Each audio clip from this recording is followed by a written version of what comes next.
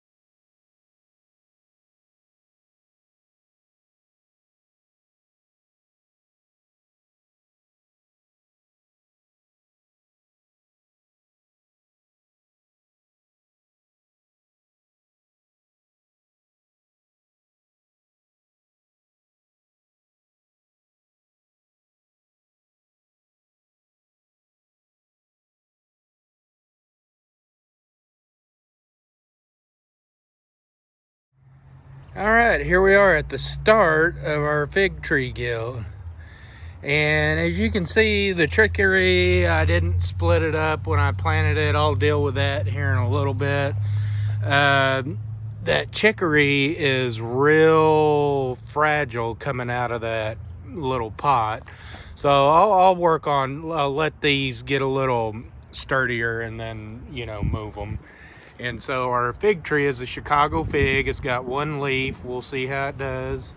That is a Home Depot buy, by the way. We bought that back at the end of January, beginning of February, I think is when they had it here in our area. And so what we have here, this is the goji berry.